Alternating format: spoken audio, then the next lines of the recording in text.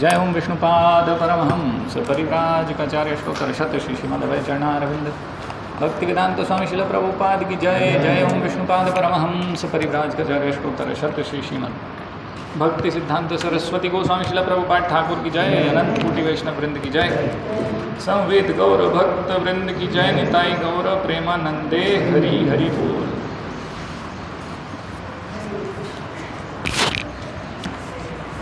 ओम नमो भगवते वासुदेवाय। ओम नमो भगवते वासुदेवाय। ओम नमो भगवते वासुदेवाय।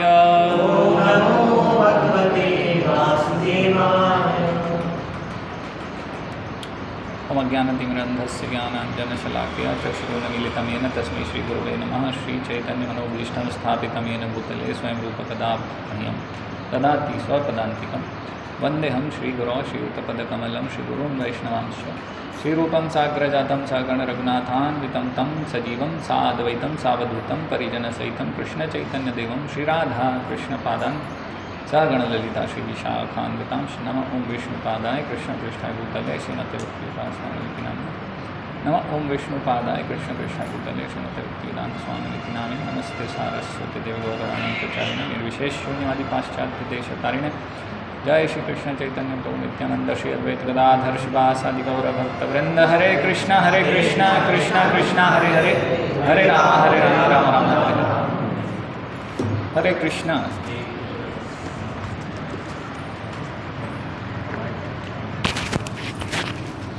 तो हम चर्चा कर रहे हैं श्रीमद् भागवतम प्रथम स्कंद अध्याय 9, जिसमें भीष्म स्तुति है। पिछला कुछ श्लोक हमने चर्चा किए थे, शुरू के 3, फिर समय समाप्त हो गया था। तो हम रिवीजन करेंगे और फिर आगे बढ़ेंगे। तो पितामह भीष्म जो भगवान के महान भक्त हैं, है ना, जिन्होंने आजीवन नैष्ठिक ब्रह्मचारी रहे, जो उन्होंने तपस्या करी जीवन भर, है ना, जिस चीज़ के लिए, जिस लक्ष्य को प्राप्त करने के लिए उन्होंने तपस्या करी, फिर अंतिम समय में जो स्तुति कर रहे हैं उससे पता चल रहा है कि उनके जीवन का लक्ष्य क्या था और वास्तव में हम सबके जीवन का लक्ष्य क्या होना चाहिए। तो ये स्तुति के माध्यम से हम चर्चा करेंगे और समझेंगे वास्तव में हमारे जीवन का लक्ष्य क्या होना चाहिए, है ना, क्या प्राप्त करने के लिए ये मनुष्य जीवन मिला है, उसकी प्रक्रिया क्या है, साधन क्या है और साध्य क्या है ना, किस प्रकार से उस लक्ष्य तक पहुंचेंगे, वो प्रक्रिया भी और लक्ष्य क्या है, वो यहाँ पर भीष्म पितामह बता रहे हैं। उसका तरीका क्या है, प्रोसेस क्या है, प्रक्रिया क्या है। तो पहला श्लोक है, श्री भीष्म उवाच इति मतिरुपकल्पिता वितृष्णा भगवती सात्वत पुंगवे विभूम्नि स्वसुखमुपगते क्वचित् विहरतुं प्रकृतिमुपेयुषियाद्भव प्रवाह। तो ये प्रथम श्लोक किसी को कुछ याद है? पिछली कक्षा में हमने क्या चर्चा की थी? हाँ, इतिमति उपकल्पिता वितृष्णा भगवती सात्वत पुंगवे विभूम्नि, है ना, स्वसुखम उपगते। एक शब्द हमने चर्चा किया था, किसी को कुछ याद है? देखो, एक तरफ भीष्म पितामह की मति है स्तुति बोल रहे हैं, और दूसरी तरफ हमारी मति है कि हमें याद ही नहीं रहता कि क्या सुना था क्या हुआ था। हमने घर जाके देखा भी नहीं कि भाई क्या हम सुन के आए थे, क्या उसमें वर्णन था। जैसे एक अच्छा स्टूडेंट होता है तो स्कूल जाता है, वहाँ पढ़ता है टीचर से, फिर घर आके देखता है कि यार क्या पढ़ाया था, जरा देखूँ तो मैथ्स के 1-2 सम और करके देखता, ओह अच्छा अभी अच्छे से मुझे समझ में आया। तो सभी भक्त एक बार देख लीजिए, अपना अपना फ़ोन चेक कर लीजिए, मैं भी चेक कर रहा हूँ, साइलेंट है कि नहीं है, और साइलेंट कर लीजिए। मेरा फ़ोन साइलेंट है, देख लीजिए एक बार सभी। ओके, तो हमें मति कैसी होनी चाहिए? हमारी भीष्म पितामह की तरह, है ना। तो सबसे पहले मति के विषय में बता रहे हैं, फिर धीरे धीरे आगे बताएंगे मति रति, है ना। अगले श्लोकों में फिर धीरे धीरे रति आ जाएगा, रति, है ना। रति यानी कि प्रेम, आसक्ति। मति बुद्धि कैसी होनी चाहिए, फिर रति किससे होनी चाहिए, और फिर गति कि गति कैसी होनी चाहिए। गंतव्य, हमारा परम गंतव्य, हमारा लक्ष्य, है ना, डेस्टिनेशन, जहाँ पहुँचना है वो क्या होना चाहिए। तो ये सब धीरे धीरे भीष्म पितामह हमें समझाएंगे, मति रति गति। अभी सबसे पहले तो मति हमारी कैसी होनी चाहिए। हाँ, दो प्रकार की मति होती है ना। तो एक है कृष्णोन्मुख, कृष्ण से उन्मुख, कृष्ण की तरफ सम्मुख, सॉरी कृष्ण के सम्मुख होना, है ना। और एक होना कृष्ण से विमुख होना। तो दो प्रकार की मति। यहाँ पर किस मति के विषय में चर्चा कर रहे हैं भीष्म पितामह? कृष्ण के सम्मुख, है ना, जहाँ पर कृष्ण है केंद्र में, है ना। वो मति के विषय में चर्चा कर रहे हैं भीष्म पितामह। तो क्या बोल रहे हैं? इति मति उपकल्पिता। तो हमारी मति उपकल्पिता है ना, नियुक्त करना, है ना। तो नियुक्त होनी चाहिए। तो वहाँ पर भीष्म पितामह अपने लिए बोल रहे हैं कि अभी जो मेरी मति है, मेरी बुद्धि है, मेरा हृदय है, मेरा मन, मेरा जो मन है अभी मुझे नियुक्त करने दो, है ना। किस प्रकार से नियुक्त करने दो? वितृष्णा। वितृष्णा यानी समस्त इंद्रिय इच्छाओं से मुक्त। अभी ये जो भौतिक जगत के जो भी इंद्रिय विषय हैं उससे मुक्त करके मेरे मन को, उससे डिटैच करके, उससे अनासक्त होके मुझे अभी केवल और केवल फोकस करने दो। किस पे? तो बता रहे हैं आगे, है ना। इति मति उपकल्पिता, नियुक्त करने दो। वितृष्णा मतलब कि सारी तृष्णाओं से हटा के, कहाँ पर? किसके ऊपर? भगवती। भगवती यानी वो ऊपर वाले के ऊपर मेरा पूरा फोकस, ध्यान लगाने दो, मुझे मेडिटेट करने दो। अभी हो गया सब, रिश्तेदारी, राजपाट सब हो गया भाई। अभी नहीं, अभी कुछ नहीं, अभी केवल। तो वो कहाँ है ऊपर वाला? कौन है? बस लोग बोलते हैं हे ऊपर वाले उठा ले मेरे दुश्मनों को, लेकिन वो कौन है ऊपर वाला? हाँ, कहाँ है वो ऊपर वाला?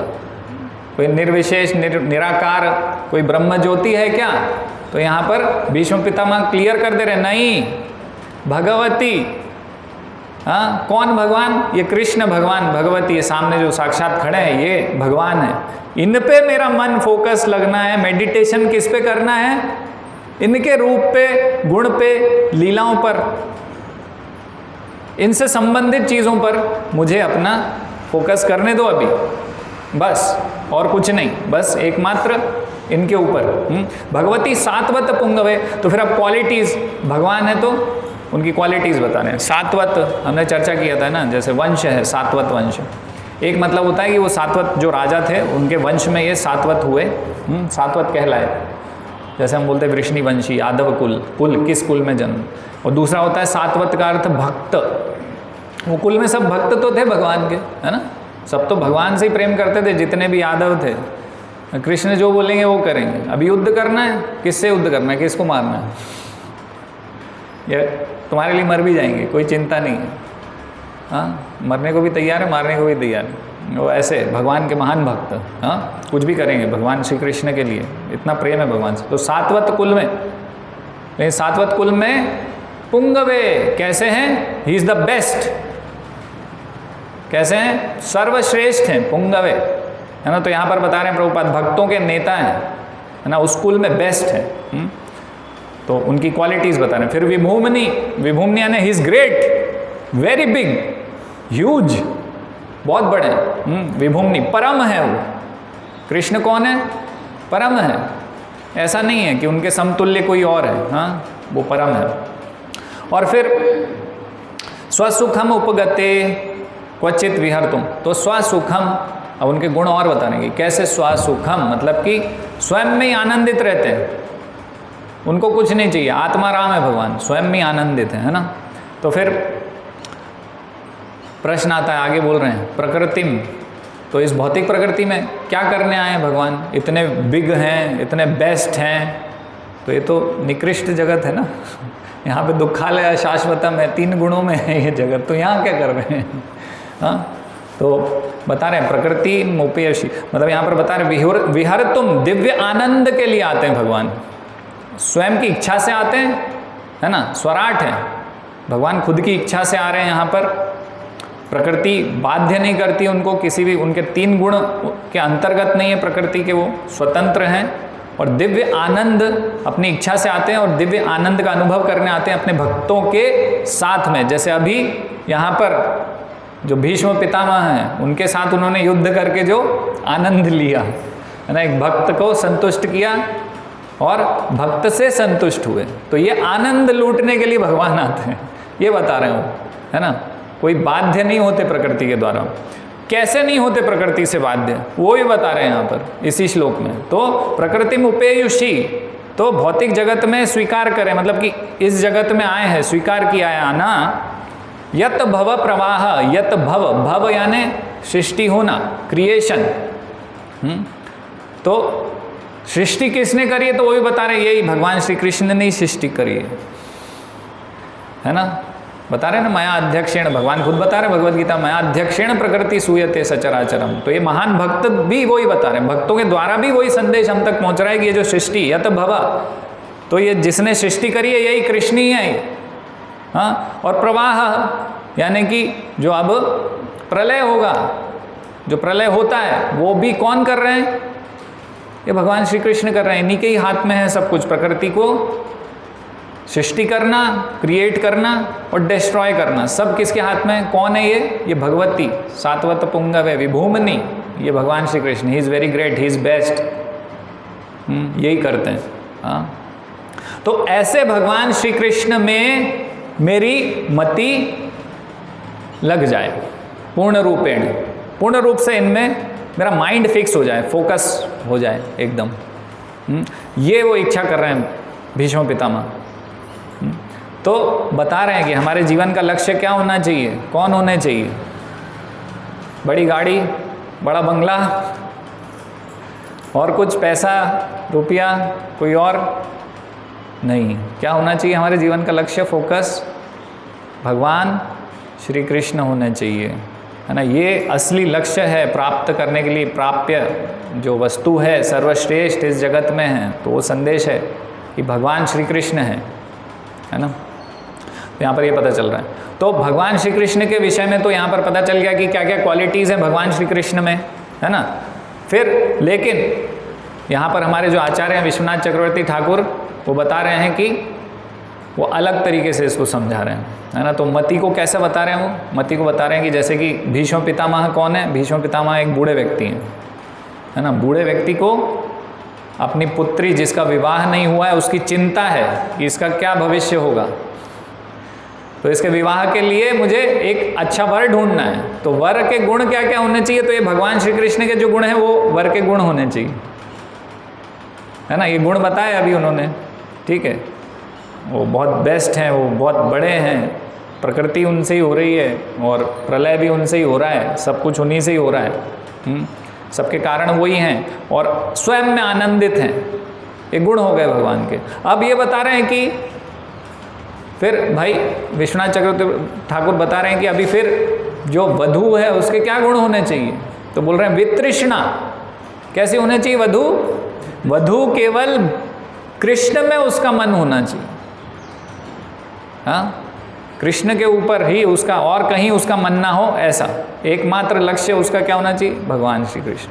तो मन का हमारे लक्ष्य क्या होना चाहिए? एकमात्र भगवान श्री कृष्ण को प्राप्त करना, वो हमारा मन होना चाहिए। वितृष्णा, सारी तृष्णाओं से मुक्त होना चाहिए, समस्त इंद्रिय इच्छाओं से मुक्त होना चाहिए, तभी भगवान श्री कृष्ण आकर्षित होंगे, अन्यथा भगवान श्री कृष्ण आकर्षित नहीं होंगे। ये हमारे मन का गुण होना चाहिए कि केवल भगवान में ही वो लगा होना चाहिए हमेशा। अन्य चीज़ों में कैसा होना चाहिए? युक्त वैराग्य होना चाहिए। कैसा? ये दिख रहा है कि हाँ भाई ये सब भक्त हैं, इनका भी तो घर है, ये तो भी खाते पीते हैं, ये सोते हैं, सब कुछ तो करते हैं, ये इनका भी परिवार है, सब दिखना चाहिए बाहर से कि हाँ ठीक है भाई, है, सब है, कर रहे हैं। हाँ, लेकिन अंदर से क्या होना चाहिए? लक्ष्य सब कुछ भगवान का है और भगवान की सेवा में लगना चाहिए, जो भी मेरे पास है ना, युक्त वैराग्य ये होना चाहिए। भगवान श्री कृष्ण केंद्र होने चाहिए, उनकी सेवा में सब कुछ लगना चाहिए। हाँ, ये होना चाहिए। तो ये लक्षण है वधू का और वर का, यहाँ पर बता रहे हैं, इस प्रकार से समझा रहे हैं। लेकिन अंततोगत्वा जो वधू है वो क्या है? वो मन है। तो हमारा जो मन है वो भगवान में लगा होना चाहिए, चिंता होनी चाहिए हमें भगवान में लगाने के लिए। तो वही हमारा परम लक्ष्य होना चाहिए। तो आगे फिर तो और गुण बता रहे हैं भगवान के अगले श्लोकों में, है ना। क्या बता रहे हैं? त्रिभुवन कमनम तमाल वर्णम। तो कैसे हैं भगवान? मोस्ट वांटेड है। कैसे हैं? तमाल वर्णम। एक मिनट, पहले वाले शब्द का तो उत्तर देना दो।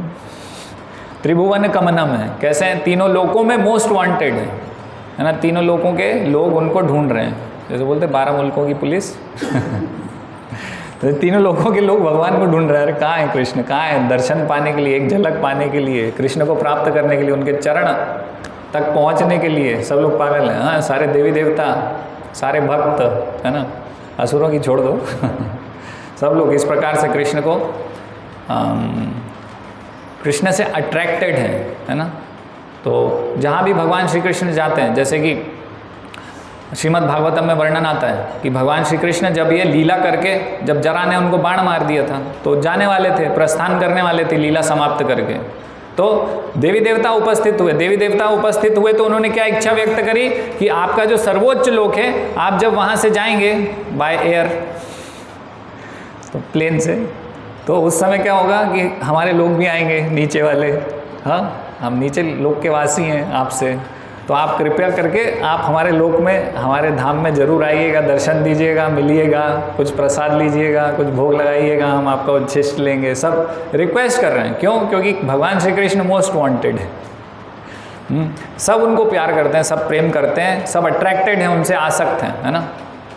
तो बड़े बड़े जो ऋषि मुनि हैं सब हम देखते हैं भगवान से आकर्षित हैं। हाँ, तो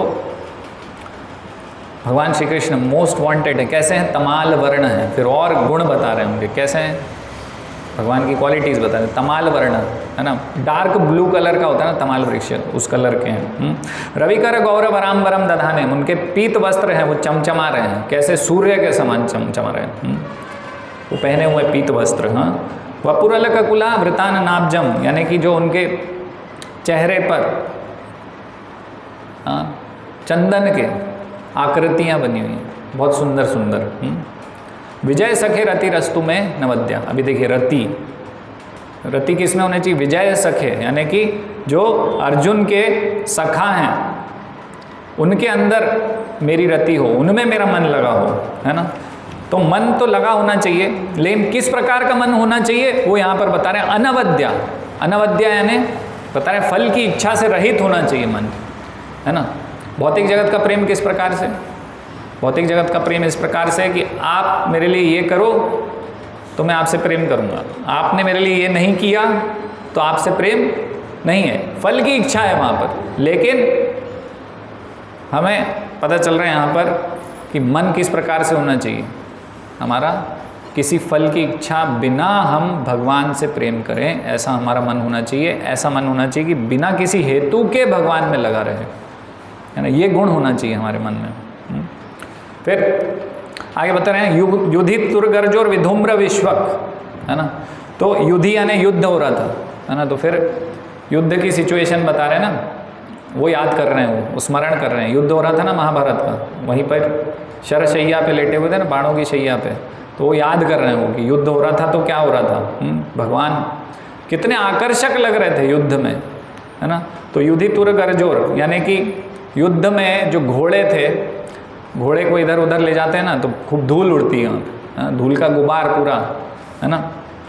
तो विधूम्र यानी धुएं जैसा, है ना, धुएं का बादल, उसमें भगवान श्री कृष्ण पूरा धूल से लथपथ हैं और उनके बाल लहरा रहे हैं, पसीना आ रहा है ना, और बहुत आकर्षक लग रहे हैं, है ना। और ऐसे भगवान श्री कृष्ण में मेरा मन लगे, है ना। तो ऐसे भगवान श्री कृष्ण में मन लगे जो कि भक्त वत्सल है। यहाँ पर क्या पता चल रहा है, भगवान ने भक्त के लिए अपने सारथी बनना, उससे लोअर पोजीशन, है ना। एक राजा कभी किसी का सारथी नहीं बनता था। महाभारत में शल्य को कर्ण का सारथी बनाने के लिए बोला गया, तो दुर्योधन ने प्रस्ताव रखा और उनको पता था ये शल्य मानने वाला नहीं है ना। शल्य पर्व आता है ना महाभारत में, क्यों? क्योंकि मैं इस नीच पद को क्यों लूँ, मैं खुद राजा हूँ, मैं थोड़ी किसी का सारथी बनने वाला हूँ, मेरे पास तो वैसे ही 1000 सारथी हैं, मैं क्यों बनूंगा। लेकिन ऐसा लोअर पोजीशन भगवान अपने भक्त के लिए ये नीची पोजीशन भी ले लेते हैं। तो ऐसे भक्त वत्सल भगवान, है ना, जिनको इस प्रकार से भक्तों से प्रेम है, ऐसे भक्त वत्सल भगवान में मेरा मन लगे। और इससे एक और चीज़ भक्त को पता चलती है, हाँ, कि भगवान कैसे आगे रहते हैं। जहाँ पर बाण खाना था अर्जुन को, जहाँ पर उसे कुछ कहना चाहिए कि कुछ उसको वो मर भी सकता था, उसे बाण लग सकते थे, उसका कुछ नुकसान हो सकता था, वहाँ पर भगवान श्री कृष्ण अपने भक्त के आगे खड़े हैं कि पहले बाण लगेगा तो मुझे लगेगा, सुरक्षा करनी है मुझे, अर्जुन को कुछ नहीं होना चाहिए, अर्जुन को कुछ नहीं होगा ना। भगवत गीता में भगवान बताते ना, कौन सा श्लोक है वो, योग अक्षीम वहाम्यम, है ना। तो मैं जो भक्त के पास है, जो पास है उसकी सुरक्षा करूंगा, और जो नहीं है वो दूंगा। तो भगवान ये बोलते हैं, है ना। तो भगवान उसको करके भी दिखाते हैं प्रैक्टिकली कि ऐसा करूंगा मैं। कैसे, हम देख रहे हैं, है ना, अर्जुन के सामने सारथी बन के खड़े हैं, है ना। तो पहले तीर भगवान से गुजरेगा तब अर्जुन को लगेगा, हाँ। तो ऐसे भगवान भक्त वत्सल हैं और सुरक्षा प्रदान करते हैं, भगवान स्वयं खुद करते हैं, है ना। वो हमने कथा सुनी ना, अर्जुन आचार्य मान नहीं रहे थे, फिर वो भगवान खुद आ गए वहाँ पर, है ना। तो भगवान ने बताया, वो जयदेव गोस्वामी लिखते थे ना वो श्लोक में, कुछ ऐसे भगवान खुद प्रकट होके सब बताते हैं कि मैं क्या क्या करता हूँ। तो यहाँ पर भगवान उसको प्रत्यक्ष प्रदर्शित कर रहे हैं कि मैं खुद स्वयं भक्त की रक्षा करता हूँ। तो खुद भगवान परिश्रम कर रहे हैं वहाँ पर। हालांकि भगवान को कुछ करने की ज़रूरत नहीं है, भगवान तो विचार करें तो भी अपने आप हो जाता है, लेकिन भगवान वहाँ दिखा रहे हैं, प्रदर्शित कर रहे हैं कि मैं खुद स्वयं अपने भक्तों की रक्षा करता हूँ। भक्तों को चिंता करने की आवश्यकता नहीं है। भक्तों को बहुत चिंता रहती है, हमारे भविष्य का क्या होगा, ये चिंता नहीं होती है कि भगवान के शरणागत कितना होना चाहिए। उल्टी चिंता होती है कि अरे फ्यूचर में क्या होगा, पैसे कहाँ से आएंगे, मेरे बच्चों का क्या होगा, इनके विवाह का क्या होगा, सोना चांदी एकत्रित करो, ये करो वो करो, है ना। तो चिंता रहती है, ये चिंताएं रहती हैं भक्तों को भी भौतिक स्तर पे। ये चिंता नहीं रहती कि भगवान के कितना ज़्यादा से ज़्यादा शरणागत हों हम, जबकि ये पता है कि ज़्यादा शरणागति तो भगवान उसका ज़्यादा आदान प्रदान करेंगे। जितना ज़्यादा शरणागति भगवान से होगी उतना ज़्यादा भगवान हमसे कृतज्ञ हो जाएंगे, है ना। जैसे कि तुलसी दल मात्रेण जलस्य चुलुकेन वा, हाँ, उससे पता चल रहा है वो श्लोक में क्या बताया है कि तुलसी दल भगवान को अर्पण करने से, जल अर्पण करने से विक्रीणीते स्वम आत्मानम, हाँ यही है, क्या है, हाँ, भक्तेभ्यो भक्तवत्सला। तो भक्तवत्सल भगवान बिक जाते हैं, हाँ। थोड़ा सा ही हम जल चढ़ा रहे हैं, तुलसी दल चढ़ा रहे हैं, तो भगवान बिक जाते हैं कि अभी मेरे पास तो कुछ बचा नहीं है, इसने मुझे जल चढ़ा दिया, इसने तुलसी दल चढ़ा दिया, अब इसको मैं क्या दे पाऊंगा, मेरे पास तो कुछ है ही नहीं इसको देने के लिए। मतलब सारे लोगों का भी अगर मैं धन इसको दे दूं तो उसके बराबर नहीं होगा वो। तो भगवान इस प्रकार से विचार करते हैं लेकिन क्या हमारे विचार कैसे हैं? हमारे विचार है कि भौतिक इच्छाओं से ही भ्रमित रहते हैं, चिंताओं से ग्रस्त रहते हैं। वो भगवान के लिए क्या करना है, भगवान को किस स्तर पे ज़्यादा शरणागत हो, वो विचार नहीं करते। लेकिन यहाँ भगवान प्रदर्शित कर रहे हैं कि भगवान कितने भक्तवत्सल हैं। हाँ, भगवान स्वयं वहाँ पर अपने भक्त की सुरक्षा सुनिश्चित कर रहे हैं, खुद खड़े रह के वहाँ पर। तो वैसे भगवान को बहुत सारे कार्य हैं, लेकिन फिर भी भगवान ऐसे पर्सनली सुरक्षा प्रदान करते हैं अपने भक्तों को। तो और यहाँ बता रहे हैं कि मम निशित शरई विविद्यमाना, और मेरे भीष्म पितामह बोल रहे हैं कि मैंने जो बाण छोड़े हैं उससे उनके त्वचा में छेद हो गए और उनका कवच कैसा हो गया, पूरा तितर बितर हो गया, फट गया है कवच। हाँ, भगवान ऐसे, भगवान पे वो जो युद्ध में थे ऐसे मेडिटेट कर रहे हैं, ध्यान लगा रहे हैं ऐसे भगवान पे अंतिम समय में, युद्ध क्षेत्र में।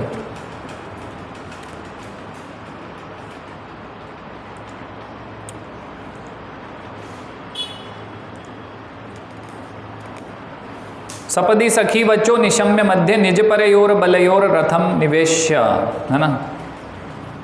तो सपदी यानी युद्ध हो रहा है ना। सखी वचो, तो अपने सखी यानी कि अपने जो मित्र है अर्जुन, सखी वचा, उसके वचन के अनुसार।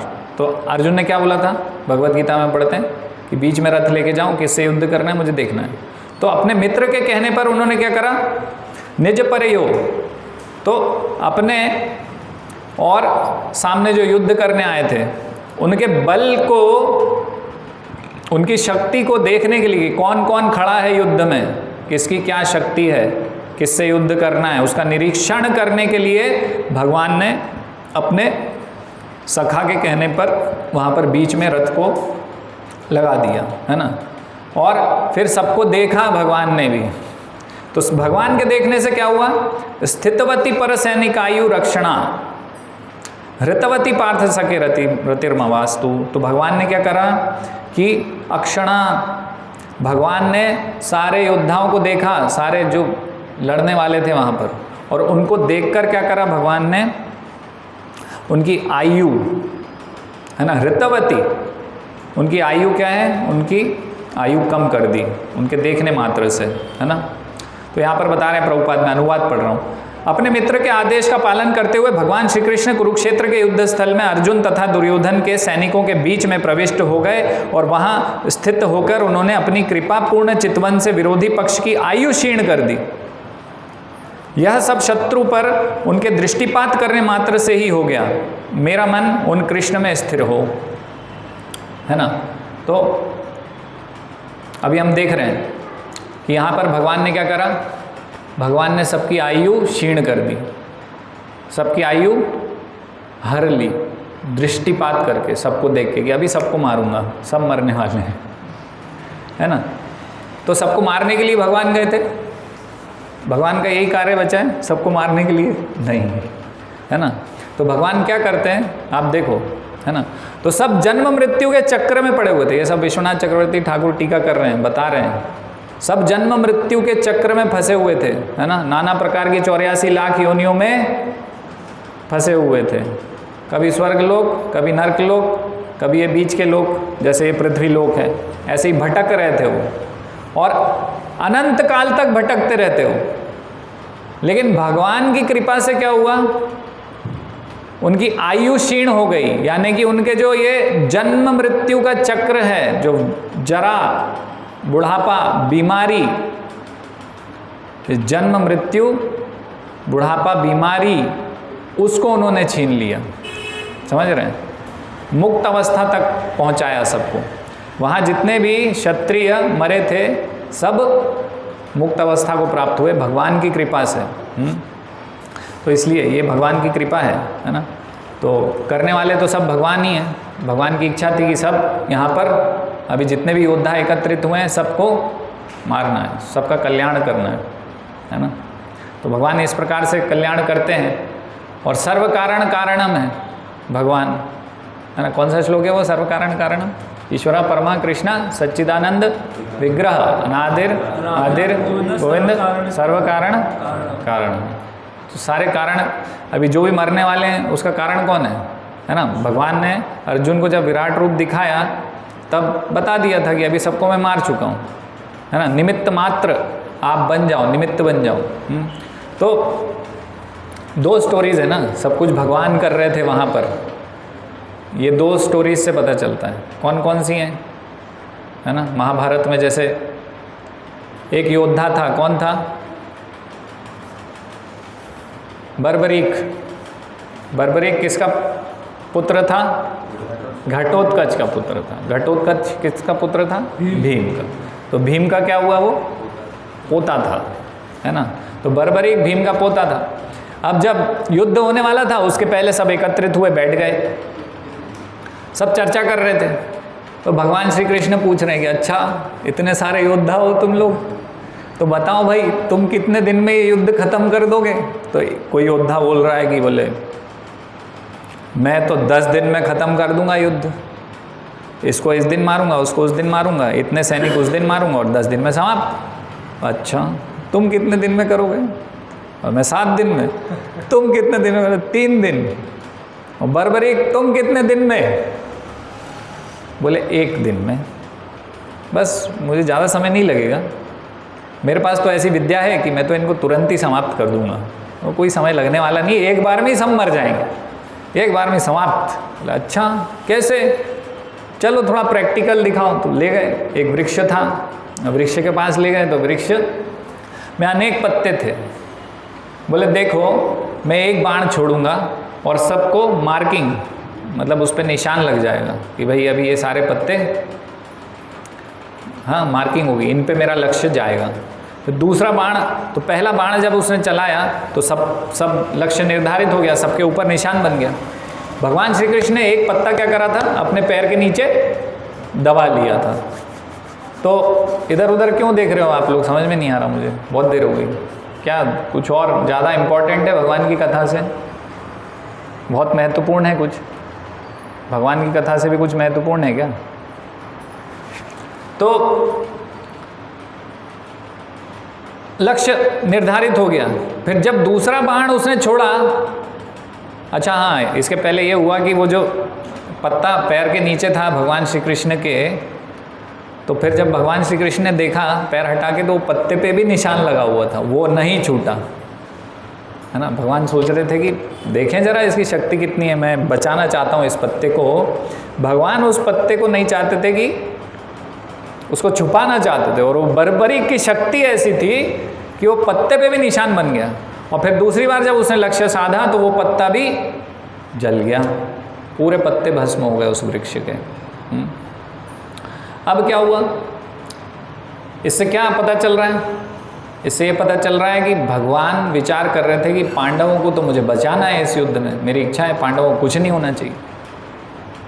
लेकिन ये बर्बरीक जो है ये इस प्रकार का व्यक्ति है कि अगर ये उनकी तरफ से युद्ध करेगा, अब ये कैसे चांस बन रहा था कि उनकी तरफ से भी युद्ध कर सकता था? क्योंकि बर्बरीक धर्म वर्म रिश्तेदार इस सब में विश्वास नहीं रखता था कि ये मेरे पिता है, ये पिता पक्ष है और धर्म की तरफ हूँ मैं। उसको ये था कि जो कमज़ोर पड़ेगा उसकी तरफ से वो युद्ध करने वाला है। तो उसकी तरफ से युद्ध करेगा वो। तो अभी क्या था? 7 अक्षौहिणी सेना किनके पास थी? पांडवों के पास। 11 अक्षौहिणी सेना किसके पास थी? दुर्योधन एंड पार्टी, कौरवों के पास। अब कौरव तो ये भी थे, लेकिन इनको क्या है, शुरू में ही धृतराष्ट्र ने बोल दिया ये पांडव हैं, कौरव नहीं है। कुरुवंश के ही तो थे पांडव, तो इसलिए पांडव कौरव हो गया। तो पांडव कमज़ोर थे, उनके पास कम सेना थी, तो अभी बर्बरीक इनकी साइड आया था। और जब ये युद्ध में भारी पड़ जाते, वो लोग कमज़ोर पड़ जाते, तो बर्बरीक उस साइड चला जाता। वो थाली का बैंगन बिन पेंदे का लोटा था। तो भगवान समझ गए कि ये उस तरफ जाएगा तो इनको मार डालेगा पांडवों को। अभी क्या करना चाहिए? तो भगवान ने कहा अरे बर्बरीक ये शक्ति कहाँ से आई बेटा तुम्हारे पास? कहाँ से लाए ये सब तुम? है जैसे बच्चों से पूछते ना, बेटा ये टॉफ़ी कहाँ से आई है? पैसे तो दिए नहीं थे मैंने, तो भगवान भी पूछ रहे हैं बेटा कहाँ से लाए हो? अरे आप ही तो मेरे गुरु हैं, आपसे ही तो ये शक्ति प्राप्त है मुझे, आप ही ने तो दिया है। अच्छा मैंने ही दिया है क्या? बोले गुरु दक्षिणा नहीं दी तुमने मुझे। अच्छा तो गुरु दक्षिणा, बोले क्या चाहिए? तो बोले तुम्हारा सिर, समझे, तो सिर दे दो मुझे। तो फिर रोने लग गया बर्बरीक। तो उन्होंने पूछा रो क्यों रहे? भाई क्षत्रिय को रोना शोभा नहीं देता। तो बोले कि मैं क्षत्रिय हूँ और युद्ध नहीं कर पाऊंगा और देख भी नहीं पाऊंगा, मुझे इतना बड़ा युद्ध देखना था। बहुत सारे ऐसे लोग थे जिनकी इच्छा थी कि वो युद्ध देखें महाभारत का, देवी देवता भी आते थे ना देखने, तो इसकी भी इच्छा थी। तो बोले ठीक है तुम्हारा सर जीवित रहेगा, तुम देख सकते हो युद्ध। तो फिर उसको क्या करा था, एक पहाड़ पे रख दिया था। फिर अंत में युद्ध के बाद जब बर्बरीक से पूछा था कि भाई युद्ध में ये युद्ध हुआ, तुमने क्या देखा, कौन सबसे ज़्यादा खतरनाक था, किसने क्या किया, किसके पास शक्ति ज़्यादा थी, किसने युद्ध जिताया? बोले मुझे तो भगवान श्री कृष्ण ही मारते हुए दिख रहे थे सबको, और कुछ नहीं दिखा मुझे इसके अलावा, कोई योद्धा नहीं दिखा, कहीं के अस्त्र शस्त्र किसी के नहीं दिखे, केवल भगवान श्री कृष्ण ही सबको वहाँ पर मार रहे थे। तो सर्व कारण हम कौन है? भगवान श्री कृष्ण है। तो और दूसरा भगवान ही ये सब कर रहे थे। कैसे पता चलता है? एक साउथ के राजा थे ना उडुपी के, वो आए थे, उन्होंने बोला मैं युद्ध नहीं करूँगा। तो बोला कि तुम करोगे क्या? फिर बोले मैं सबके लिए भोजन प्रसाद का व्यवस्था करूँगा, मैं ये कार्य करूँगा, मैं और मेरी सेना। उसमें लग गया था वो। अब लेकिन इतने कितने 1,64,20,000 कुछ सैनिक थे ना, मतलब पूरे योद्धा थे उसमें युद्ध में। 1,64,20,000 कुछ 124-27 कितने थे योद्धा। तो इतने सब 41 किलोमीटर या मील के एरिया में एकत्रित थे और सब लड़ाई भिड़ाई चल रही थी वहाँ पे। तो अब भाई इतने लोगों के लिए प्रसाद बनाना है, कैसे पता चलेगा? और लाखों सैनिक तो रोज मर जाएंगे, तो कैसे पता चलेगा? तो पता ऐसे चलेगा कि भाई वो शाम को जाते थे भगवान श्री कृष्ण के पास, कुछ उनको मूंगफली, कहीं कथा में मूंगफली बोलते हैं, कहीं कथा में बोलते हैं कि बेर, तो कुछ खिलाते थे उनको। तो भगवान जितने खा लेते थे उसके हिसाब से अनुमान लगा लेते थे कि भगवान खा गए, इतने लोगों को मरने वाले हैं, उतना कम प्रसाद बनाते थे अगले दिन, क्योंकि 18 दिन युद्ध चला था। तो इस प्रकार से उनको पता चल जाता। तो कौन खा रहा था सब सैनिकों को? अर्जुन ने तो देखा था साक्षात, बाकी लोगों ने इस प्रकार पता किया कि इतने कल लोग मर जाएंगे। ओ अच्छा हाँ, भगवान ने तक हाँ इतने मर जाएंगे, है ना, उससे सब अंदाजा लगा ले रहे थे। तो ये सर्व कारणम कौन है? भगवान है। तो इस प्रकार से भगवान ने सबको देखा और सबको क्या करा? मार डाला नहीं, सबका कल्याण करा, सबको जन्म मृत्यु के चक्र से मुक्त अवस्था तक ले गए भगवान। कल्याण किया सबका अपनी दृष्टिपात से, है ना। ओके। तो अगला श्लोक, व्यवहित प्रतना मुखम निरीक्षा स्वजन वधात विमुखस्य दोष बुद्ध्या। अब क्या हुआ? व्यवहित मतलब दूर से, प्रतना सैनिकों को देखकर, जब रथ बीच में लग गया अर्जुन का और उसने जो देखा सैनिकों को, और फिर देखा ओ भीष्म पितामह, ओ द्रोणाचार्य, दुर्योधन और ये 100 कौरव मेरे भाई, तो क्या हुआ उसको? मुखम निरीक्ष्य, सबका मुख देख के, स्वजन वधात विमुखस्य, विमुख हो गया वो स्वजन के वध करने से अर्जुन। अभी उसका मन बदल गया, अरे मुझे युद्ध नहीं करना है। लेकिन भीष्म पितामह क्या बोल रहे हैं? भीष्म पितामह ऑपोजिट पार्टी के आदमी हैं, जिनको अर्जुन मारने के लिए खड़ा था, और यहाँ पर भीष्म पितामह शरशैया पे लेटे हुए बोल रहे हैं स्वजन वधात विमुखस्य दोष बुद्धिया। किस चीज को प्राप्त हुआ था ये अर्जुन?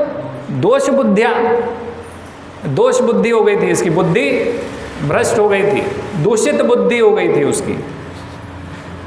एक तरफ आप देखो अर्जुन कितना अच्छा व्यक्ति, नहीं सब लोग यही विचार करते, नहीं अच्छा आदमी था अर्जुन, मना कर रहा था, नहीं मैं युद्ध नहीं करना चाहता हूँ, मुझे मत मारने दो, इनको रोक दो मुझे, मैं साधु बन जाता हूँ। कितना अच्छा आदमी था, कारण भी बता रहा था, शास्त्रोचित कारण बता रहा था, धर्म उचित कारण बता रहा था, इन कारणों से मैं युद्ध नहीं करूँगा, विधवा हो जाएंगी स्त्रियाँ, परंपरा छिन्न भिन्न हो जाएगी, वरिष्ठ जन समाज के चले जाएंगे, तो बहुत सारे कारण बता रहा था अर्जुन। कितना अच्छा आदमी था, लेकिन यहाँ अच्छे आदमी को क्या बोल रहे हो? दोष बुद्धिया। हाँ, तो क्यों बोल रहे हैं दोष बुद्धिया? अर्जुन तो दया दिखा रहा था, लेकिन भीष्म ऐसे कैसे बोल सकते हैं, है ना?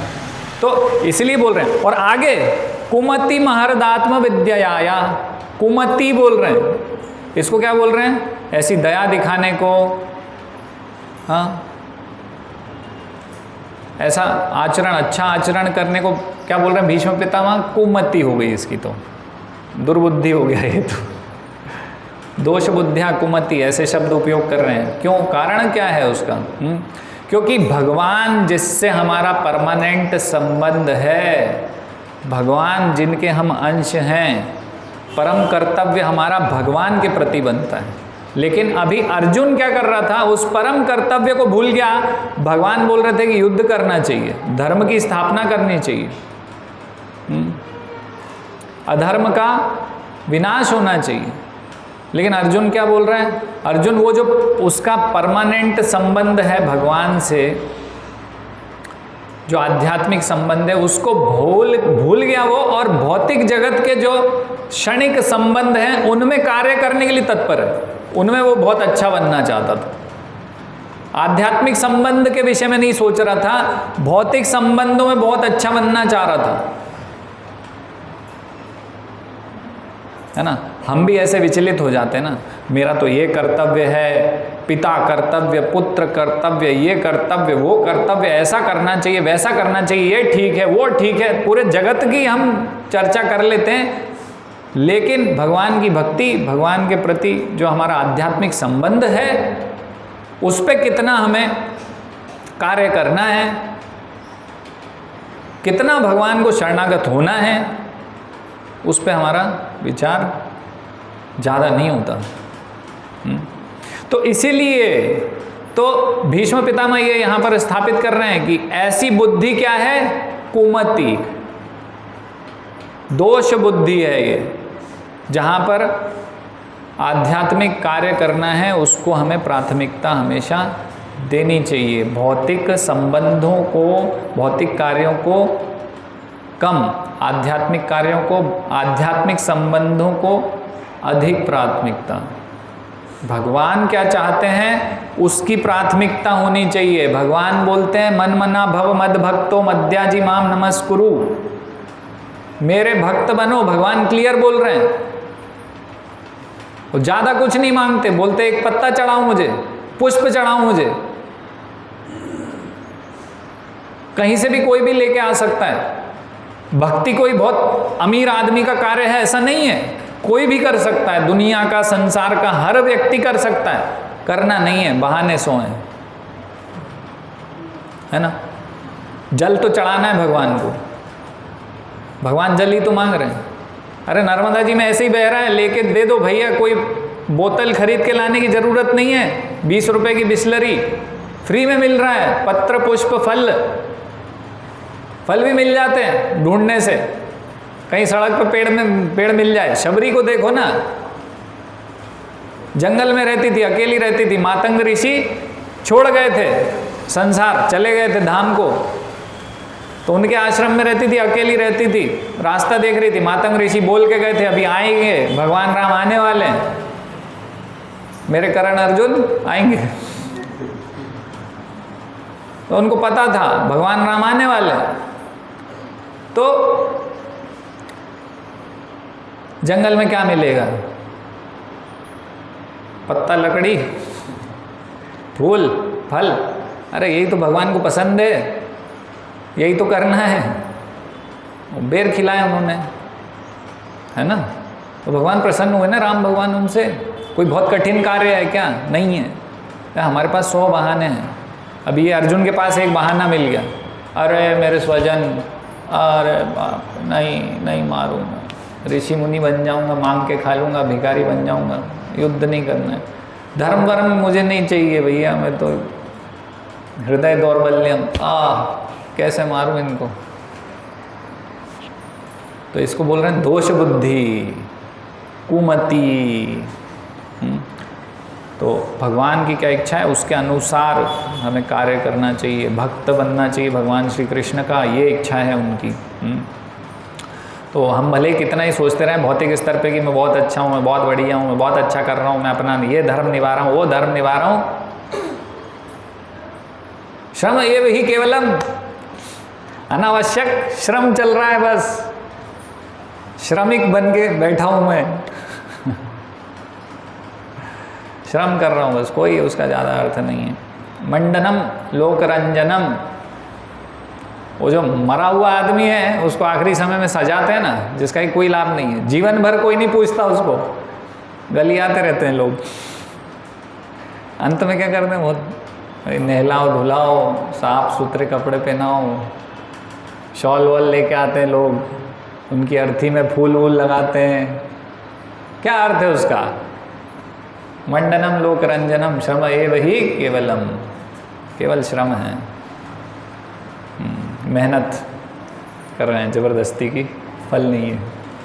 हाँ, करना क्या चाहिए, समसिद्धिम हरितोषणम, समसिद्धि भगवान की तुष्टि, इसको लक्ष्य बना के कार्य करना होता है, वो करना चाहिए। वेस्ट ऑफ टाइम है नहीं तो कुछ, जो भी हम करेंगे बहुत बड़े बड़े कार्य करेंगे, जैसे करते ना समाज सेवी, देशभक्त, पता नहीं क्या क्या करते रहते, लेकिन क्या है, सब वेस्ट ऑफ टाइम है। अगर वो भगवान संतुष्ट नहीं होते, हरितोषणम नहीं होता उससे, तो वो समसिद्धि नहीं है, वो सिद्धि नहीं है। हाँ, तो यहाँ पर फिर आगे कुमति महर्दात्म विद्याया चरण रति परमस्य तस्य मेस्तु। तो ऐसे जिसकी बुद्धि चली गई थी, ऐसे व्यक्ति को वापस से फिक्स किया भगवान ने, उसकी बुद्धि वापस लेके आए, ज्ञान दिया भगवत गीता का उसको, फिर करिष्ये वचनम तव पे आ गया अर्जुन, युद्ध नहीं करूँगा से अभी आप जैसा बोलेंगे वैसा मैं करने को तैयार हूँ। तो ऐसा दिव्य ज्ञान भगवान देते हैं, दिया भगवान ने, है ना। तो जो भी भगवत गीता पढ़ता है उसकी ये जो दोष बुद्धि है, ये जो भौतिक बुद्धि है, वो आध्यात्मिक चेतना में बदल जाती, परिवर्तित हो जाती, शुद्ध हो जाती है उसकी बुद्धि। कुमति से वो सुमति तक पहुंच जाता है। हाँ, सुमति तक पहुंचता है भगवान की भगवत गीता संदेश को सुन के। तो ऐसे भगवान में रति हो मेरी, ऐसे भगवान में मेरी आसक्ति हो, प्रेम हो, चरण रति है, ऐसे भगवान श्री कृष्ण के चरणों में मेरी रति हो, है ना। ये भगवान श्री कृष्ण का चरण ही है, प्रथम स्कंद। हाँ, स्वनिगमम अपहाय मत प्रतिज्ञा मृतम अधिकर्तुम वप्लुतो रथस्थः, है ना। मृतम अधिकर्तुम वप्लुतो रथस्थः, तो यानी स्वनिगम अपहाय, अपहाय मत प्रतिज्ञा। तो यहाँ पर बता रहे हैं कि अपनी सत्य निष्ठा को भगवान त्याग देते हैं, खुद की प्रतिज्ञा को भगवान त्याग देते हैं। बता रहे हैं कि मेरी प्रतिज्ञा के लिए भगवान श्री कृष्ण ने खुद की प्रतिज्ञा त्याग दी। क्या था, क्या हो रहा था वहाँ पर, वो एक बार तो भीष्म पितामह को जब भड़काया दुर्योधन ने, तो उनने 5 बाण बोले ये निकाल लो, रख लो, कल इन 5 बाणों से मैं पांडवों को मार डालूंगा। और दुर्योधन तो चाह रहा था कैसे न कैसे पांडव मर जाएं। अब फिर वो गंधर्वों से एक बार दुर्योधन को बचाया था। दुर्योधन बड़े वैसे तो परेशान करने जा रहे थे जंगल में पांडवों को, ये सुख से कैसे हैं, वहाँ भी परेशान करने जा रहा था सेना वेना लेके, और रास्ते में गंधर्वों से भिड़ गए। बुद्धि तो थी नहीं कि ये गंधर्व हैं, मार वार डालेंगे भाई भिड़ गया और गंधर्व ने बंदी बना के ले गया उसको। अब बाकी लोग पहुँचे पांडवों के पास। अब पांडवों को तो पता था हमें ही परेशान करने आ रहा था, लेकिन युधिष्ठिर महाराज ने बोला नहीं, हमारा भाई है, अर्जुन जाओ छुड़ा के लेके आओ। अर्जुन बोले अरे यार ये भी बड़े भाई अजीब ही हैं बोले ठीक है अब आपकी आज्ञा तो जाता हूँ। चले गया। अर्जुन ने बचा के लाया था गंधर्वों से युद्ध करके उसको, तो एहसान था उसके ऊपर एक, और उसने बोला था मांगो, तो उसने बोला ठीक है बाद में देखेंगे। तो बाद में अभी युद्ध में बोला ये 5 तीर मुझे दे दो अर्जुन, है ना। फिर ऐसे ही फिर से भड़काया, तो फिर सुबह सुबह प्रतिज्ञा खा के आए थे, उस दिन नाश्ता नहीं किया था भीष्म पितामह ने। जिस दिन ये सब चल रहा था युद्ध में, तो क्या प्रतिज्ञा ली थी कि आज या तो ये अर्जुन मर जाएगा या फिर ये जो भगवान श्री कृष्ण है उनको युद्ध में उतार दूंगा, उनकी प्रतिज्ञा तोड़वा दूंगा। और मज़ा आ रहा था भीष्म पितामह को ये सोच के कि आज तो कृष्ण की प्रतिज्ञा तोड़वाऊंगा। तो उनको, क्योंकि भगवान से आदान प्रदान चल रहा है ना भक्त का, वो भगवान के हृदय में भी भक्त के अंदर क्या चल रहा है भगवान भी जान रहे हैं, उनको भी आनंद हो रहा है और भीष्म पितामह को भी आनंद हो रहा है। आज अर्जुन को मारूंगा, तुरंत समझ गया अर्जुन मरने वाले नहीं है। फिर सोच रहे हैं कि भगवान को प्रतिज्ञा तोड़नी पड़ेगी आज। तो ये विचार करके उस दिन पहुंचे और फिर तीर छोड़ रहे हैं भयंकर, और हालत खराब अर्जुन की, सब तोड़ ताड़ दिया, रथ वथ सब तोड़ दिया, कृष्ण को भी बाण मार रहे हैं, कृष्ण को भी लग रही है।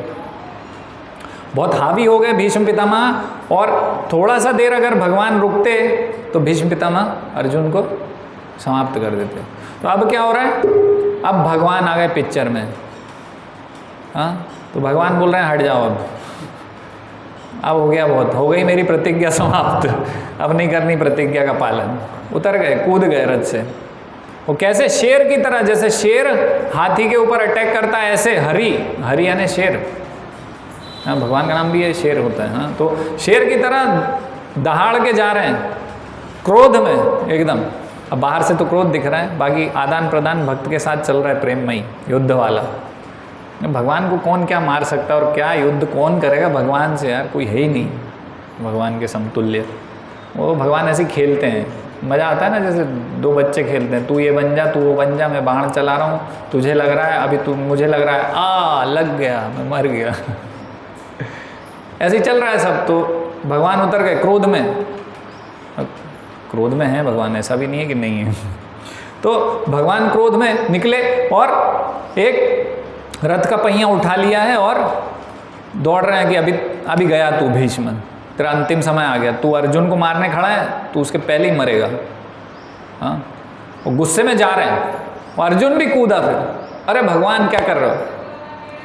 बोले तू ठीक से युद्ध नहीं करता, तेरे दादाजी मार नहीं पा रहा, तू तेरे दिल पसीज रहा है, तो तू कर नहीं पाएगा, मुझे ही करना पड़ेगा। अभी ये गया भीष्म, और तुरंत लपक गया उनके पैरों में, पकड़ लिया। और भगवान श्री कृष्ण देखने में 16 साल के हुआ, कोई बहुत भयंकर बॉडी बिल्डर नहीं है। और देखो जितनी फोटो हैं उसमें कोई 6 पैक है उनके, बहुत ज़रा डोले वोले नहीं है, लेकिन भगवान से शक्तिमान कोई नहीं है। तो अर्जुन को तो ऐसे ही पैर से घसीट दे रहे हैं, अर्जुन पैर पकड़े हुए, लेकिन भगवान उसको घसीट के ले जा रहे हैं। अर्जुन सोच रहा है अरे बाप रे, तो काबू में ही नहीं आ रहे मेरे, कहाँ से काबू में आएंगे? कंस को तो एक मुक्के में मार दिया था। सर्वशक्तिमान है भगवान श्री कृष्ण। एक गड्ढे में पैर फंस गया उनका, अर्जुन ने वहीं अटका लिया, बोले अब नहीं जाने दूंगा, जैसे तैसे रोका, बोले नहीं मैं अच्छे से युद्ध करूंगा, मारूंगा ये भीष्म को, आप मत करो, आप अपनी प्रतिज्ञा मत तोड़ो। और भीष्म वहां पर सब छोड़ दिया, पूरा युद्ध छोड़ के खड़े हो गए। कितना बढ़िया दृश्य है, ये कृष्ण की प्रतिज्ञा टूट गई आज। ये उठा लिया इनने चक्र।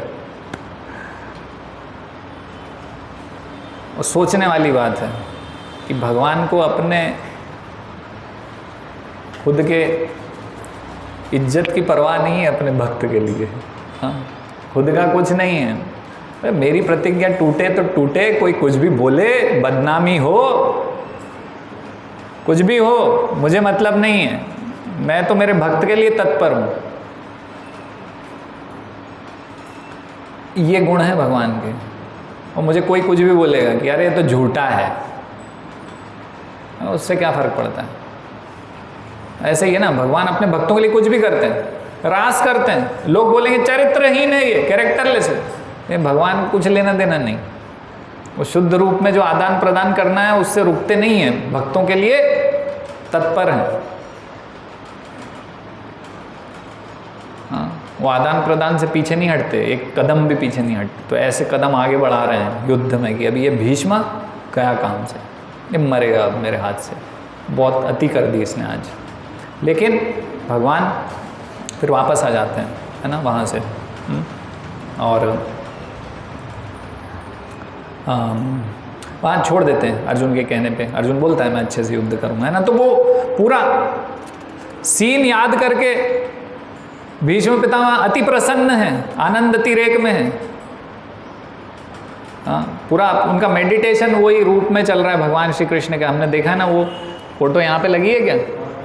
लगी है, वही सीन है ये, है ना। सब बहुत कॉमन है, सब लोग देख चुके होंगे ये फोटो। तो ऐसे भगवान पार्थ सारथी, पार्थ यानी अर्जुन, सारथी यानी उसके सारथी बने। ऐसे भगवान श्री कृष्ण में मेरा मन लग जाए, पूरा फोकस, ये इच्छा व्यक्त कर रहे हैं यहाँ पर। अभी इसको आज समाप्त कर देंगे, है ना, नहीं तो ये चलता ही जाएगा अनंत काल तक। तो आगे श्लोक संख्या 38, है ना। अभी क्या क्या हो गया? मति भी हो गई, किस प्रकार से होनी चाहिए। रति हो गई, मति भगवान में होनी चाहिए, रति भगवान में होनी चाहिए। अब गति, शित विशिखा तो विशीर्ण दंशः शतज परिप्लुत आतताइनो में प्रसभम भिससार मदवधार्थम स भवतु में भगवान गतिर मुकुंद, गतिर गति मुकुंद।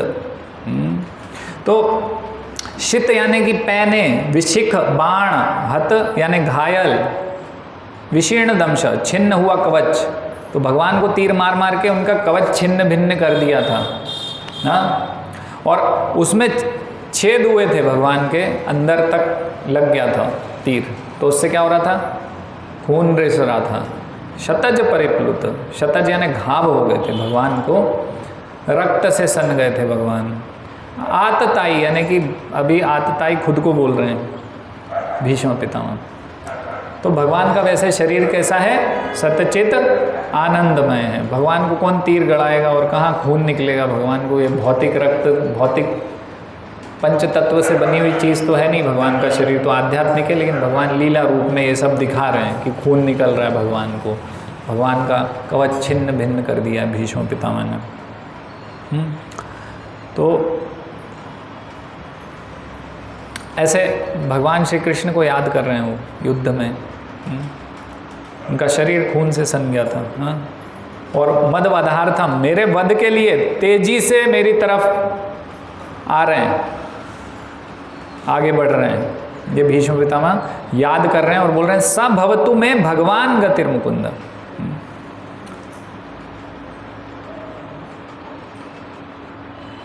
कि भगवान श्री कृष्ण जो मोक्ष के दाता है। मुकुंद का अर्थ क्या है? मुकुंद यानी जो मोक्ष देते हैं। और मोक्ष कौन दे सकते हैं? भगवान श्री कृष्ण दे सकते हैं। तो ऐसे भगवान श्री कृष्ण में वे मेरे अनंतिम गंतव्य हों। गति, तो गंतव्य क्या होना चाहिए हम सबका? भगवान श्री कृष्ण होना चाहिए। आगे फिर बता रहे हैं, विजय रथ कुटुंब आत्तोत्रे धृत है रश्मिनी तत्श्री एक क्षणीय। तो विजय यानी अर्जुन, तो विजय रथ यानी अर्जुन का रथ चला रहे थे। कुटुंब उसकी सुरक्षा कर रहे थे। कुटुंब का अर्थ क्या होता है? घर परिवार, हम जैसे समझते हैं। कुटुंब क्या बोलते हैं? घर परिवार। लेकिन यहाँ उसका दूसरा अर्थ भी है जो श्रील प्रभुपाद बता रहे हैं यहाँ पर। इसके शब्दार्थ में कुटुंबे यानी जान की बाजी लगाकर जिस वस्तु की रक्षा की जाए, है ना। हमारे कुटुंब वाले हैं तो उनकी भी रक्षा हम इसी प्रकार से करते हैं, जान की बाजी लगा के। तो वही बता रहे हैं कि जान की बाजी लगाकर जिस वस्तु की रक्षा की जाए वो कुटुंब है। तो ऐसे ही अर्जुन की सुरक्षा, अर्जुन का रथ को ऐसे सुरक्षित कर रहे थे भगवान अपनी जान की बाजी लगा के। विजय रथ कुटुंब आत्तोत्रे यानी चाबुक है उनके हाथ में, घोड़ा चलाने के लिए चाबुक। और रश्मिनी धृत, रश्मि यानी कि लगाम पकड़े हुए एक हाथ से, एक हाथ में चाबुक है। वैसा पूरा पार्थ सारथी जो रूप है भगवान का उसका वर्णन कर रहे हूँ।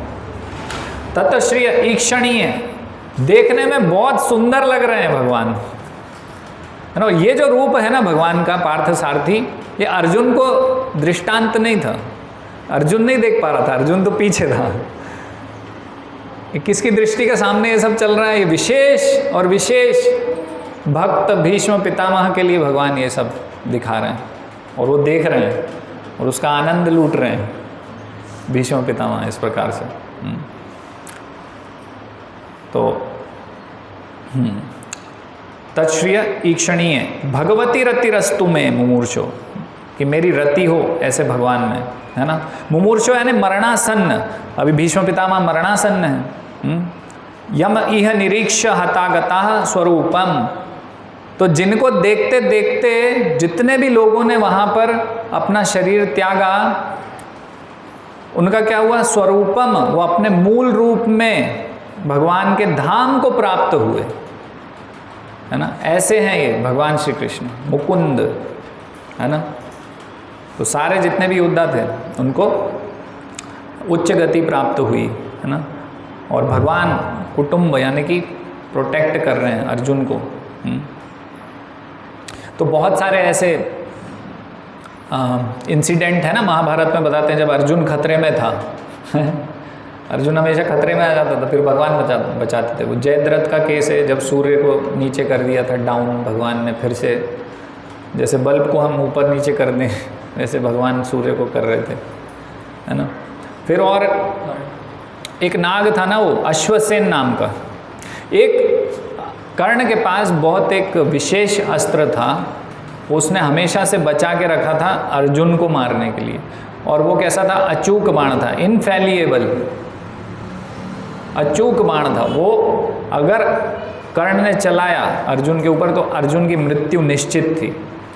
कर्ण को भी पता था और भगवान श्री कृष्ण को भी पता था कि ये उसके पास है। अब भगवान श्री कृष्ण तो पता है तो उसको वेस्ट करवाना है, तो अब क्या करेंगे। तो भाई निकाला कर्ण ने और चलाने वाला था कि अभी अर्जुन आज गया, इसको मारना है। और ऊपर से वो जो तक्षक नाग, उसके ऊपर अश्वसेन बैठ गया था, वो मतलब उसके काटने से भी भस्म हो जाता अर्जुन, ऐसा नाग था वो। उसके पीछे कथा है वो क्यों शत्रु था अर्जुन का, क्योंकि वो खांडव वन में जो अग्नि को संतुष्ट होना था तो वो इंद्र उसको संतुष्ट नहीं होने दे रहे थे, तो वो फिर भगवान श्री कृष्ण और अर्जुन की शरण ग्रहण करी। फिर उन्होंने व्यवस्था करी, अर्जुन एक साइड आए वन के, दूसरी साइड वो आए। उसको कुपच अपच हो गया था अग्निदेव को वो यज्ञ की वजह से, तो ये सब खाना था।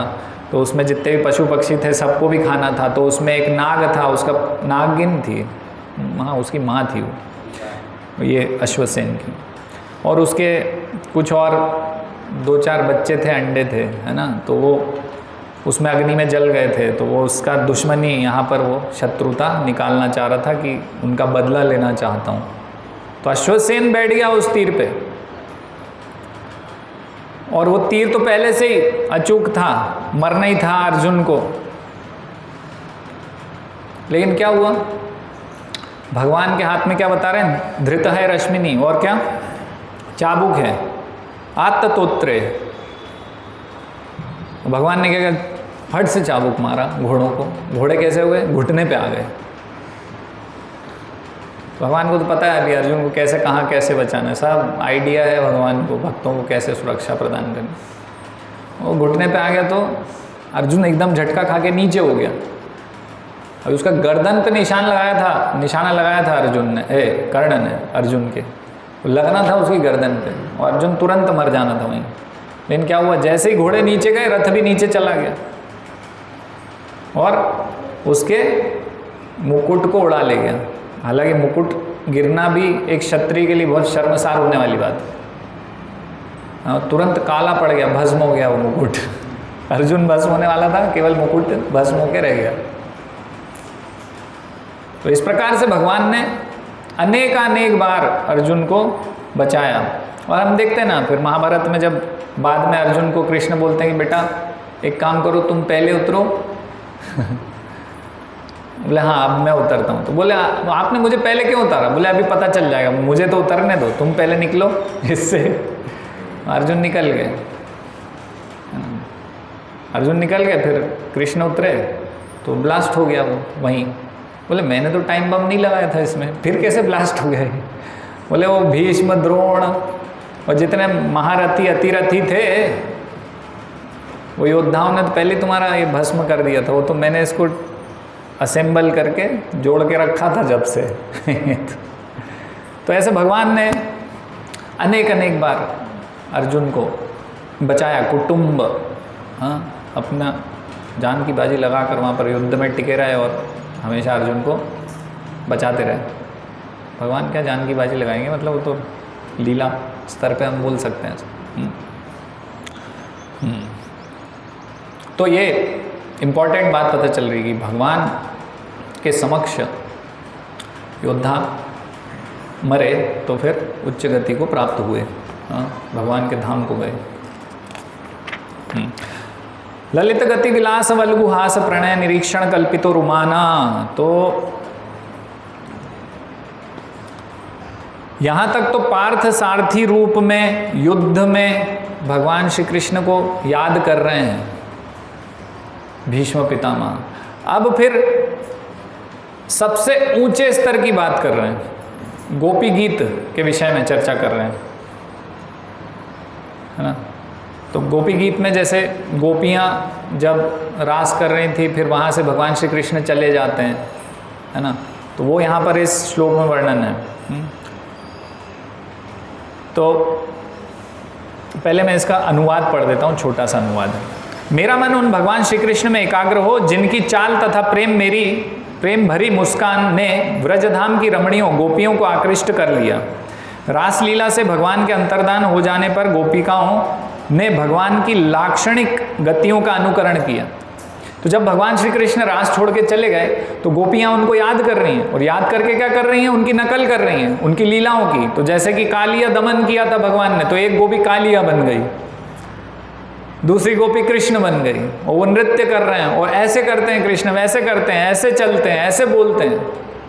पूरा उनका स्मरण और चेतना पूरी कैसी है, कृष्णमयी है, कृष्ण के विषय में ही है, कृष्ण को याद कर रहे हैं। हाँ, कृष्ण समक्ष है, कृष्ण नहीं है समक्ष, वही सब चल रहा है, कृष्ण कृष्ण कृष्ण। हाँ, कौन सा वो बिल्व क्या नाम है उनका, किन्होंने लिखा है वो, गोविंद दामोदर माधवेती, बिल्व मंगल ठाकुर, किसने लिखा है गोविंद दामोदर माधवेती? बिल्व मंगल ठाकुर। चलो ठीक है, कोई बात नहीं, जिसने भी लिखा हो। मुझे तो वही याद आ रहा है। तो हमारे आचार्य बता रहे हैं, इसको ऐसे भी बोल सकते हैं फिर, है ना, ये हमारे आचार्य बता रहे हैं। क्या श्लोक है वो, विक्रेतु कामा किल गोप कन्या मुरारी पादार्पित चित्त वृत्ति दध्यादिकम मोह वशादवोचाद गोविंद दामोदर माधवेति। तो गोपियों के विषय में, भगवान के भक्तों के विषय में भी चर्चा कर रहे हैं। केवल भगवान का स्मरण नहीं, भगवान के महान भक्त गोपियों का भी स्मरण कर रहे हैं, क्योंकि भक्तों के माध्यम से भगवान प्राप्त होते ना। जैसे होता है ना, जैसे स्कूल में कॉलेज में हम जब नोट्स बनाते थे तो जो सबसे सर्वश्रेष्ठ, जो सबसे अच्छा नोट्स बनाता था उसके नोट्स कॉपी करते थे हम। तो ऐसे ही यहाँ पर सर्वश्रेष्ठ जो गोपियाँ हैं उनका मन कैसे भगवान में लगा हुआ है उसको भी स्मरण कर रहे हैं भीष्म पितामह। तो कैसे मन लगा हुआ है उनका, तो बहुत अच्छा वर्णन है ये। कैसे, विक्रेतु कामाकिल गोप कन्या। तो ये जो गोपियाँ हैं वो विक्रय करने के लिए, बेचने के लिए ले जा रहे हैं क्या, दही दूध घी सिर पे कमर पे रख के, हाँ, बेचने के लिए जा रहे हैं। क्या है सिर पे, दूध दही घी, और क्या बोल रही हैं, उनकी चेतना देखो, बोल रही आधा किलो गोविंद ले लो। अरे बहुत फ्रेश माधव है मेरे पास, क्या बोल रहे हैं ऐसे। उनको वो भूल गई हैं कि सर पे क्या है भैया। दही है, दूध है, घी है, वो बेचने निकली हैं। वो बोल रही हैं कि गोविंद खरीद लो, माधव खरीद लो, दामोदर बेच रही हैं, ऐसा बोल रही हैं उनसे। आधा किलो ये ले लो, फ्रेश है, गोविंद दामोदर। तो चेतना में वही घुसे पड़े हैं भगवान ही है बस, और कुछ नहीं है। तो क्या बोलेंगे लोग? बोल रहे हैं अरे क्या बेच रहे हो भैया ये कहाँ है? सिर पे तो तुम्हारे कुछ और है और मुख में कुछ और है।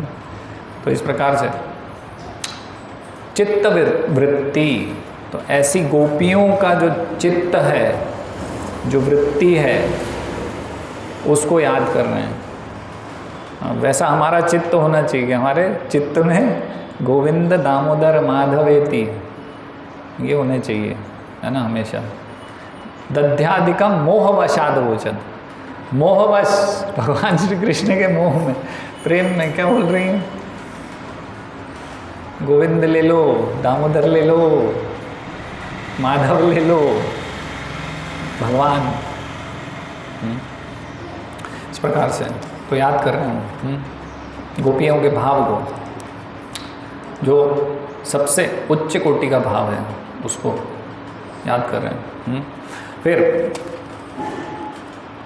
मुनिगण नृपवर्य संकुलेंत सदस्य युधिष्ठिर राजसूय ऐशाम अरहम उपपेदीक्षणियों मम दृश्य गोचर एश आविरात्मा। तो महाराज युधिष्ठिर द्वारा संपन्न राजसूय यज्ञ, अब वो राजसूय यज्ञ का याद कर रहे हैं कि केवल ये भक्तगण, ऐसे गोपियां ही नहीं या मैं ही नहीं, तो बोल रहे हैं जितने भी ऋषि मुनिगण हैं सब वो जानते हैं कि ये कृष्ण पूर्ण पुरुषोत्तम भगवान है। क्यों? क्योंकि जब राजसूय यज्ञ हुआ था तो सारे दुनिया भर के ऋषि मुनि वहाँ एकत्रित थे और उन्होंने बोला कि ये कृष्ण पूर्ण पुरुषोत्तम भगवान है, इनको, इनकी अग्र पूजा होनी चाहिए। तो ये सभी स्वीकार कर रहे हैं, है ना। तो कोई भगवान निर्विशेष निराकार नहीं है, यहाँ पे पता चल रहा है कि भगवान कौन है? कृष्ण है। ये सब इसके साक्षात साक्षी कौन है? ये सब ऋषि मुनिगण हैं जिन्होंने राजसूय यज्ञ में उनको अग्र पूजा करवाई।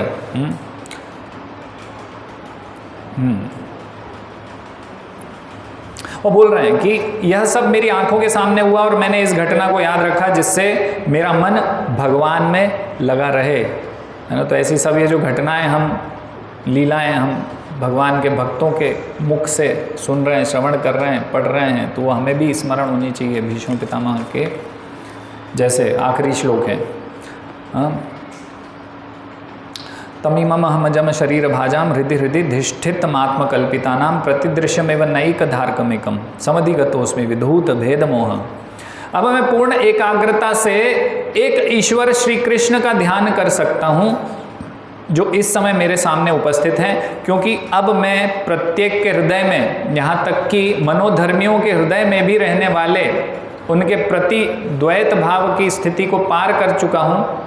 वे सबों के हृदय में रहते हैं। भले ही सूर्य को भिन्न भिन्न प्रकार से अनुभव किया जाए, किंतु सूर्य तो एक ही है। जैसे सूर्य को हम यहाँ भी देख रहे हैं, भोपाल में भी देख रहे हैं, इंदौर में भी देख रहे होंगे लोग।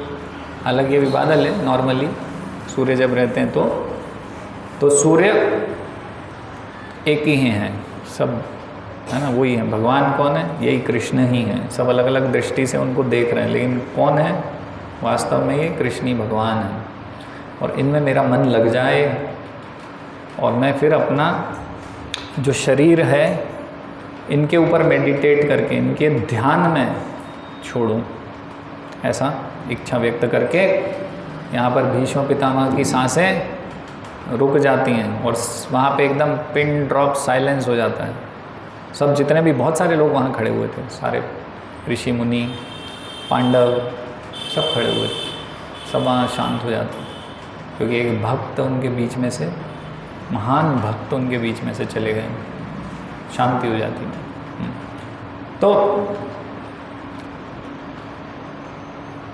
हमें समझना होगा कि हमारी एकाग्रता भगवान श्री कृष्ण में होनी चाहिए, चेतना कृष्णमय होनी चाहिए, और उसके लिए हमारे हृदय में कृष्ण आ जाएं, है ना। ये जो कृष्ण की पेंटिंग्स हैं ये सब छप जाएं हमारे हृदय में, केवल यही पेंटिंग्स रहें, अन्य कोई पेंटिंग ना रहे।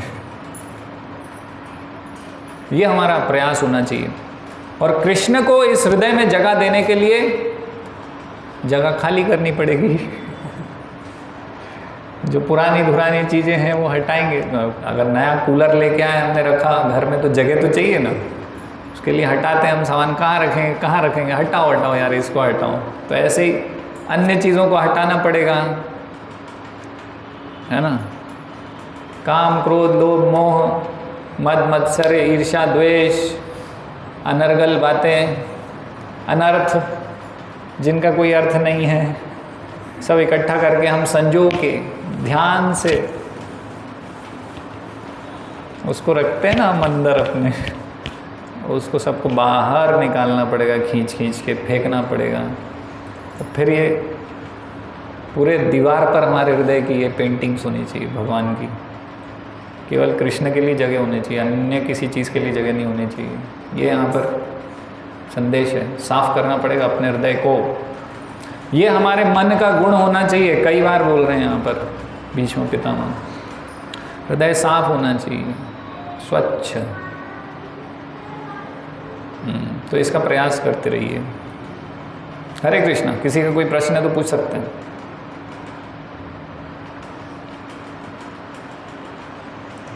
भागवतम में एक जगह आता है, जो असुर है जिनके हाथ से भगवान का वध होता है, वो भगवान की ज्योति में समा जाते हैं।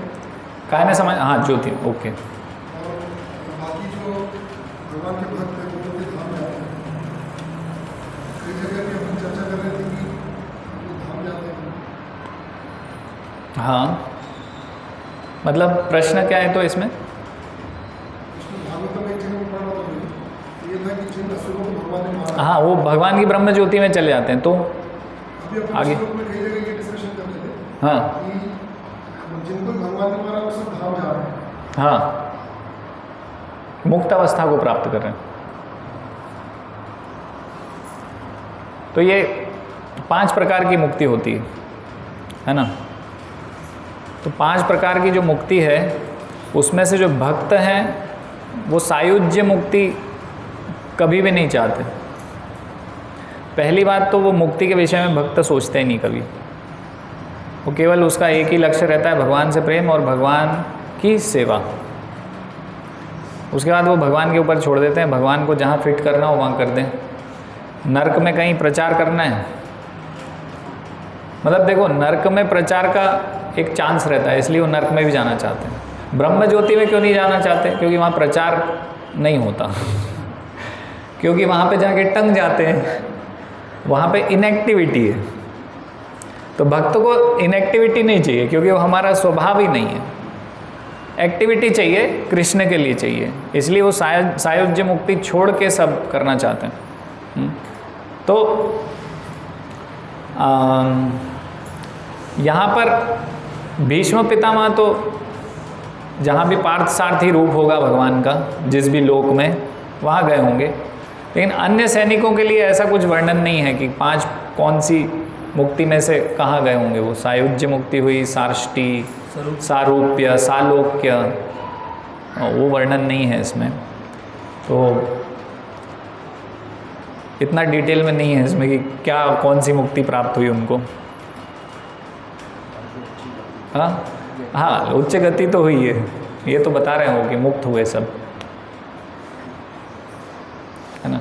और अगर मैं मन से कुछ बोलूँ यहाँ पर कि ये मुक्ति प्राप्त हुई होगी तो वो मन ही है मेरा, है ना। जब नहीं लिखा कुछ प्रभुपाद ने तो मैं क्यों टिप्पणी करूँ उस पर, है ना। तो असुरों को भी मुक्ति प्राप्त होती है और भगवान के सामने ये सब मरे तो उनको भी मुक्ति प्राप्त हुई। तो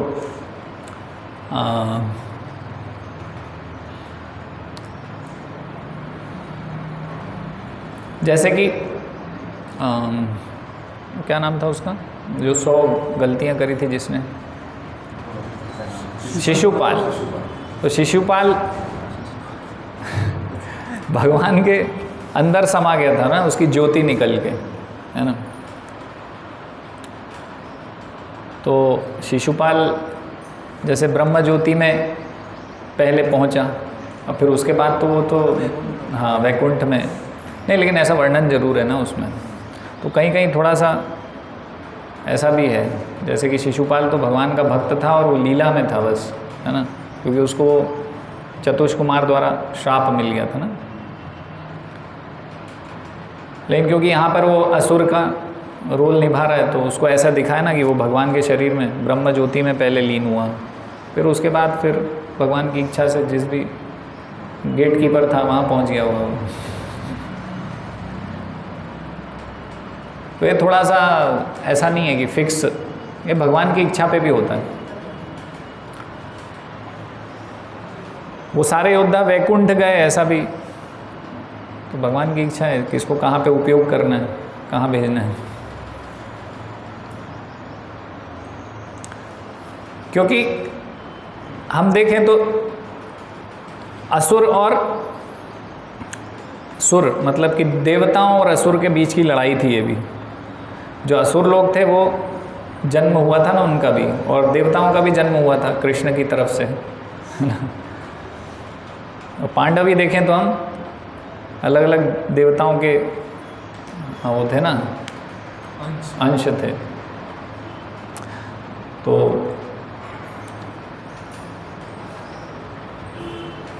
भगवान को कहाँ कैसे उपयोग करना है कि इसको भक्तों को, वो सब भगवान के ऊपर है। और ये मुक्त जरूर हुए सब लोग। और कोई प्रश्न? हाँ बिल्कुल सही बोल रहे हैं आप। हाँ अब ये मुझे नहीं पता, ये देखना पड़ेगा मुझे। राजस्थान का नहीं, लेकिन उन्होंने दूसरा कुछ बताया ना। नहीं हरियाणा में है, लेकिन क्या उसकी रिसर्च करी है आपने हरियाणा के बारे में? जब उसकी रिसर्च कर लें तब दोनों का पता हो तो फिर हम बता सकते नहीं ये ओरिजिनल है। उसके बारे में नहीं पता है तो क्यों बोलेंगे? वो देखना पड़ेगा, है ना। हाँ हाँ पूछे जाओगे आप तो भगवान के भक्त की ऐसी गति होती है। जैसे हनुमान जी हैं, वो खाटू श्याम जी हैं। भगवान चाहते हैं कि इनकी कीर्ति फैले, है ना, इसलिए देवी देवताओं को पूजते हैं लोग। क्यों? क्योंकि भगवान की इच्छा है कि मेरे जो भक्त हैं इनकी भी पूजा होनी चाहिए जैसे मेरी हो रही। भगवान को अच्छा लगता है ना। और भगवान श्री कृष्ण की तरह ही खाटू श्याम जी को पूजा जाता है। अभी कुछ लोग तो भूल गए हैं कि वो बर्बरिक को ये भगवान ने इस प्रकार से किया है ना। वो तो यही सोचते हैं कि भगवान श्री कृष्ण को ही पूज रहे हैं हम। इस प्रकार से ख्याति है भगवान के भक्तों की।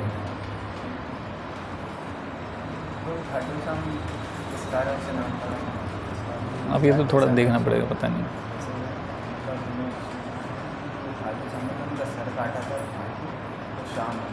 भगवान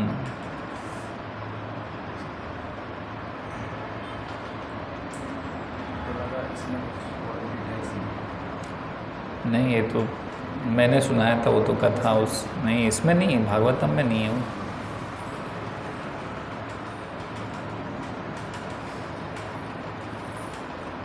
तो अभी सभी भक्तों के लिए फीस्ट प्रसादम।